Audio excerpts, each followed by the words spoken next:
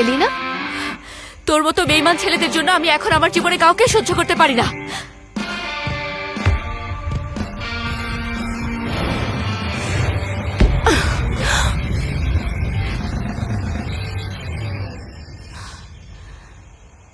তুমি আমাকে মারলে কেন?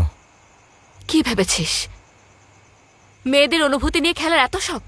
মেয়েরা যখন প্রেমে পড়ে তখন নিজেকে খুব সুপিরিয়র মনে হয় না? হয়তো তোরা শুধু টাইম পাস করার জন্য মেয়েদের সাথে ফ্লার্ট করিস, কিন্তু আমরা সব মেয়েরাই একটা সিরিয়াস সম্পর্ক ডিজার্ভ করি। এটা সুন্দর না?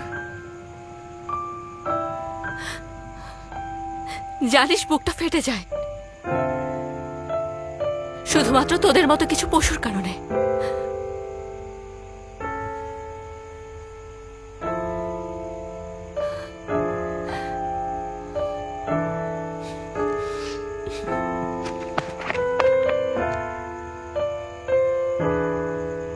ম্যাম, কেমন যেন অদ্ভুত লাগছে।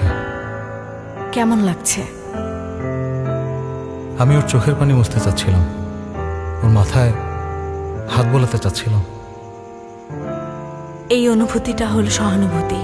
কাউকে সান্ত্বনা দেওয়ার ক্ষেত্রে এই ইচ্ছা জাগে।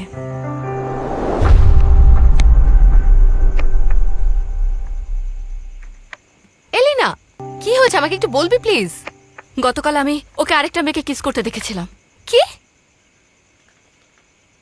তো তো মানে? আরে ও তো ডাবল টাইমিং করছে। কেন, তোর সাথেও কি রিলেশন আছে? তুই ওকে কিস করছিলি কেন? কি বলছিস এসব? আমি একটা অচেনা ছেলেকে কিস করতে যাব কেন? হ্যাঁ, তাহলে তুই একটু আগে যে... এলিনা শোন, আমার মনে হয় তোর এখন রেস্ট নেওয়া দরকার।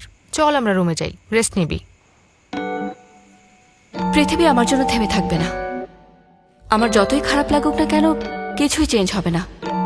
এই যেমন আমার অ্যাসাইনমেন্ট, সারা রাত জেগে থেকেও শেষ করতে পারলাম না।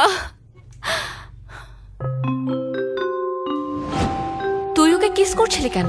আমি একটা অচেনা ছেলেকে কিস করতে যাব কেন? হ্যাঁ, ছেলেটা আসলে কে?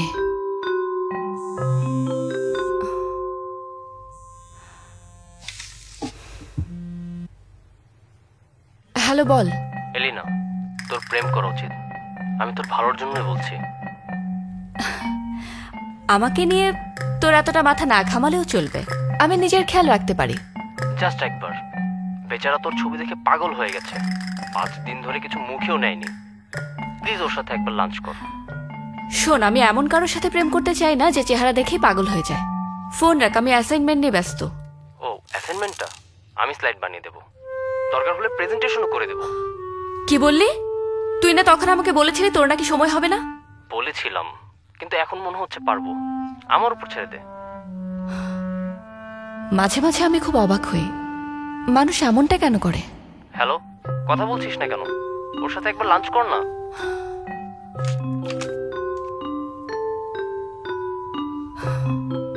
ওর সাথে শুধু লাঞ্চ করবে, এতে চলবে? হ্যাঁ, চলবে।